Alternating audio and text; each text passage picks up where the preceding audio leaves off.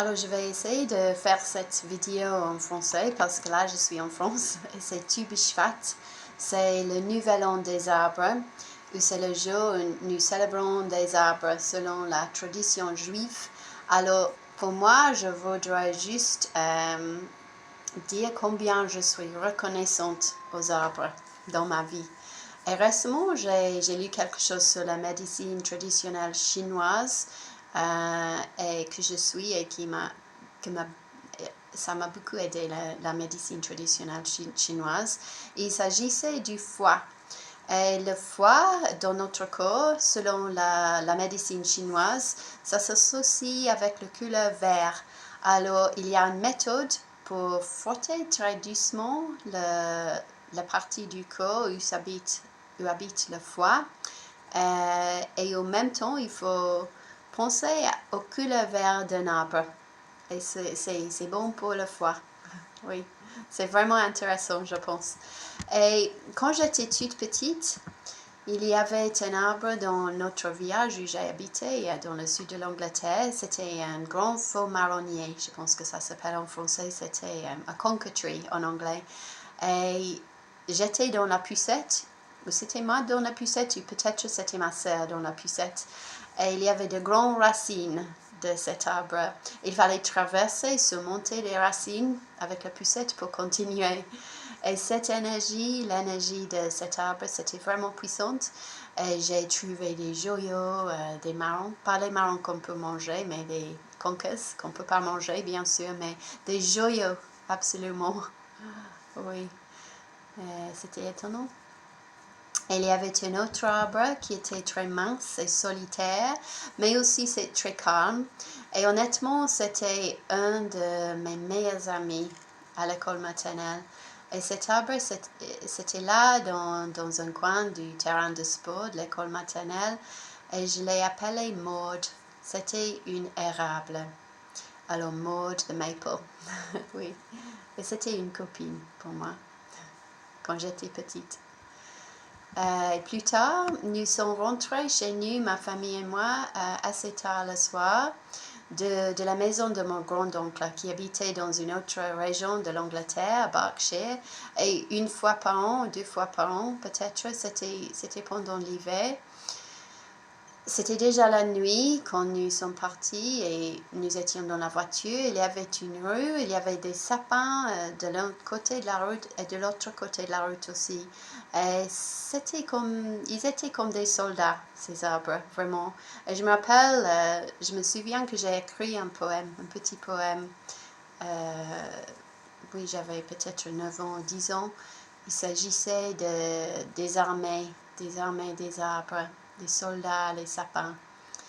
Et c'était aussi dans cette région dans l'Angleterre où l'armée est basée, Sandhurst.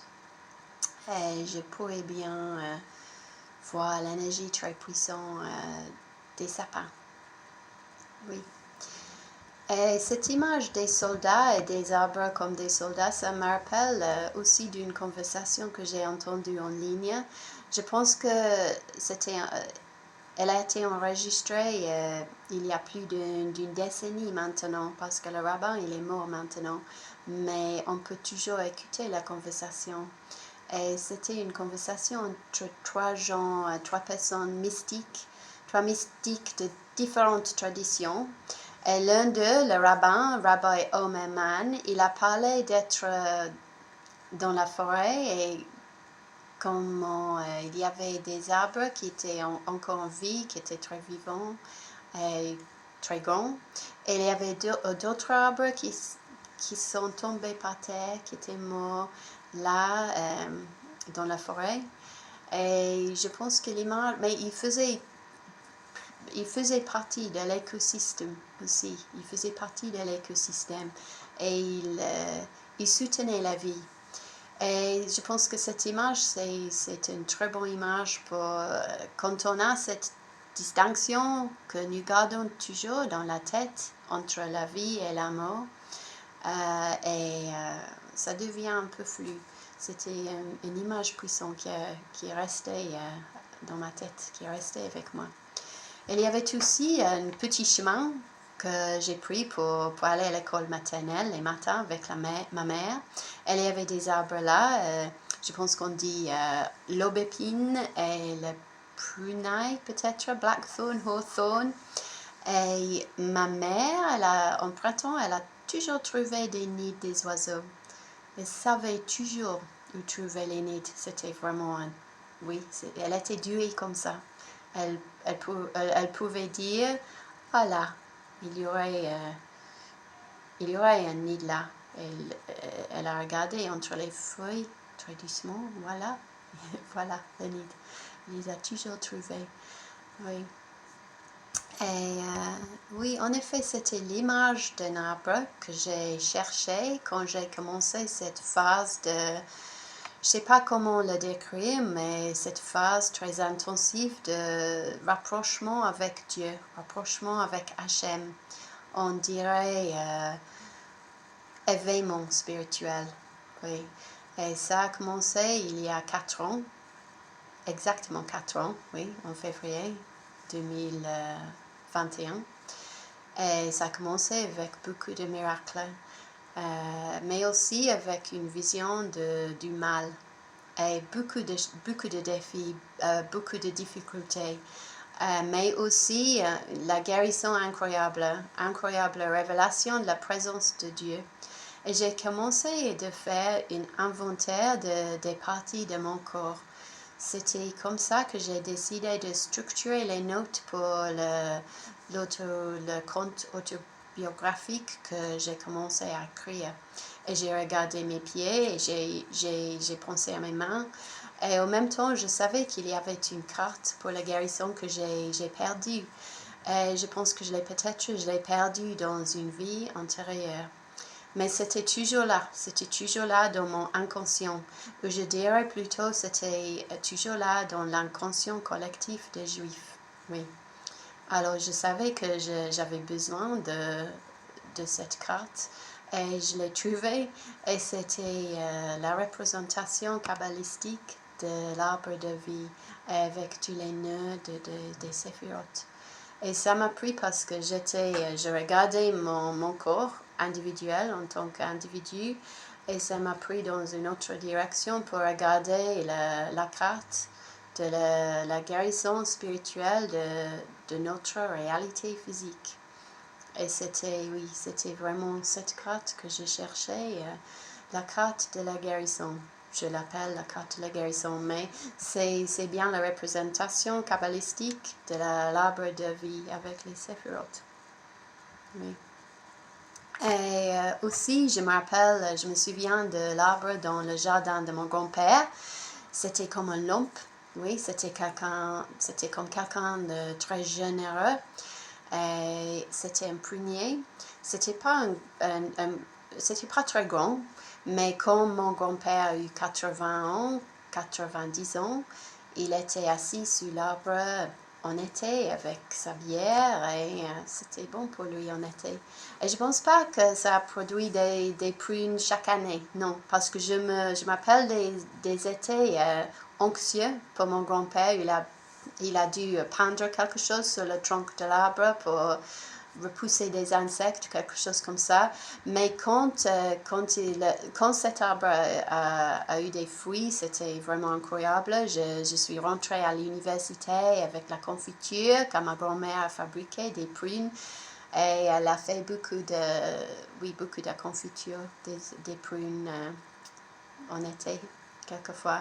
C'était un bel arbre et l'énergie de cet arbre, c'était vraiment doré, une énergie d'or, oui, dorée, comme des prunes et comme mon grand-père, mon guide. Et ça me rappelle aussi d'un autre arbre, plus récemment, en France. J'ai dû visiter un endroit où il y avait beaucoup de traumatismes historiques de l'Antiquité. Et j'ai visité l'endroit chaque jour, tous les jours. Je suis allée avec le train à grande vitesse. Ouais. Et je peux juste vous dire que c'était comme un ange très, très haut. Parce que je pense que c'était un cerisier, c'était absolument blanc. Oui, absolument. Et une illumination vraiment incroyable, l'illumination de cet arbre, l'énergie de cet arbre, oui, comme Emuna. Quand j'ai visité cet endroit, très vite, je l'ai vu. C'était comme un autre être, comme un ange. Et ça me rappelle de Moïse, dans la Bible, Nombre, quand il voit les espions partir pour voir la terre à Canaan. Et sa question c'est, est-ce qu'il y a un arbre là? Et je pense que ça, c'est la question dans nos cœurs. Cette question, quand nous allons vers la réalité, quand la présence de l'intelligence divine sera beaucoup plus évidente. La réalité est beaucoup plus puissante, sera mélangée avec la réalité telle que nous le connaissons en ce moment. Et cet arbre, c'était un signe. C'était incroyable, oui, comme un ange. Peut-être un ange. Et il y avait un autre moment aussi quand j'étais dans un endroit où j'ai vraiment pas voulu être, pas du tout. Et j'avais une visite de mes enfants. C'était l'anniversaire de mon fils cadet. Et je n'avais même pas une carte pour lui. Et nous nous sommes promenés dans le jardin de cet endroit. C'était un peu comme en prison, mais quand même, on a pu se promener pendant quelques minutes dans le jardin. Et c'était là où j'ai trouvé, je pense en français, un bouleau blanc, un bouleau argenté. A silver birch tree en anglais. Et j'ai pris une partie du papier de cet arbre et j'ai écrit joyeux anniversaire, je t'adore pour mon fils. Et alors je suis énormément reconnaissante à cet arbre, énormément. Et j'ai une copine, une amie qui s'appelle Bonnie, qui habite en Irlande. Et elle m'a donné des signets pour les livres qu'elle a fabriqués avec le papier des bouleaux blancs. Elle sait coudre, d'un côté il a le papier du bouleau blanc et de l'autre côté du tissu. Elle a un talent pour fabriquer des choses. Et oui, c'est vraiment un talent. Tous ces arbres étonnants. Et je pense qu'il y a beaucoup plus d'arbres que j'ai oubliés. Cette vidéo, c'est un peu comme les Oscars pour des arbres. Et j'ai oublié à remercier tous les gens, ou j'ai oublié à remercier tous les arbres. Mais là, c'est Tu B'Shvat, c'est le jour où nous célébrons les arbres.